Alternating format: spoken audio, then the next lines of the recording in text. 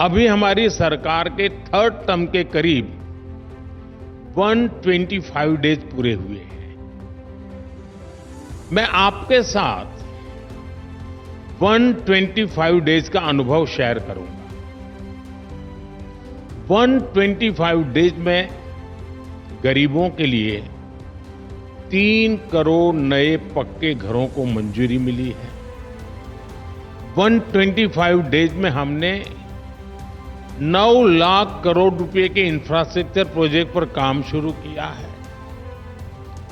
125 days में हमने 15 नई वंदे भारत ट्रेनें चलाई हैं। 8 नए एयरपोर्ट पे के काम शुभारंभ हुए हैं। इन्हीं 125 डेज में हमने युवाओं के लिए 2 लाख करोड़ रुपए का पैकेज दिया है। हमने किसानों के बैंक खातों में 21,000 करोड़ रुपए सीधे ट्रांसफर किए हैं। हमने 70 साल से अधिक के बुजुर्गों के लिए 5 लाख रुपए तक के मुफ्त इलाज की व्यवस्था की है।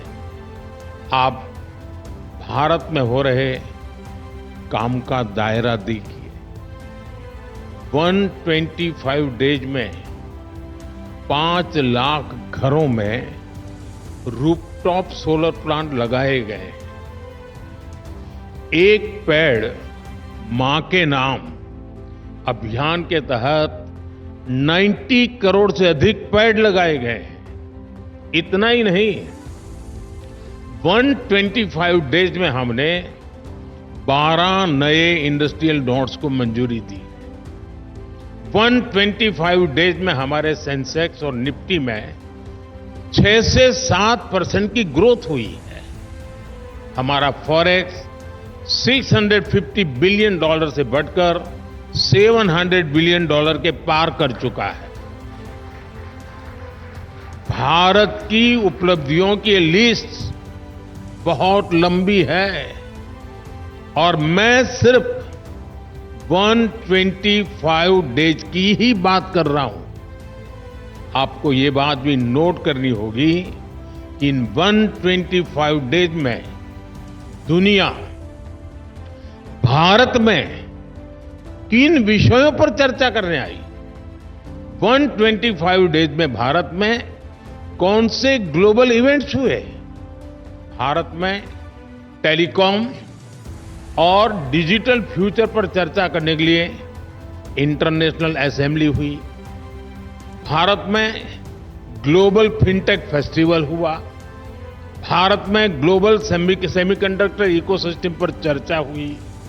रिन्यूएबल एनर्जी और सिविल एविएशन के फ्यूचर की इंटरनेशनल कॉन्फ्रेंस भारत में हुई।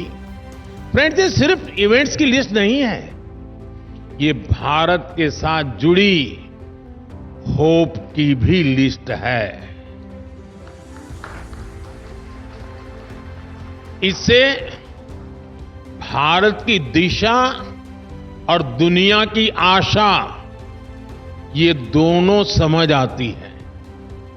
ये वो विषय हैं जो आने वाले समय में दुनिया का भविष्य तय करेंगे और इन विषयों की चर्चा के लिए आज दुनिया भारत आ रही है। साथियों, आज भारत में इतना कुछ हो रहा है।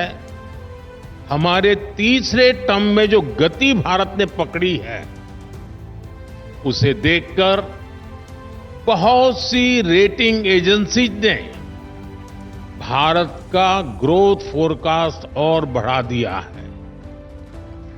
यहां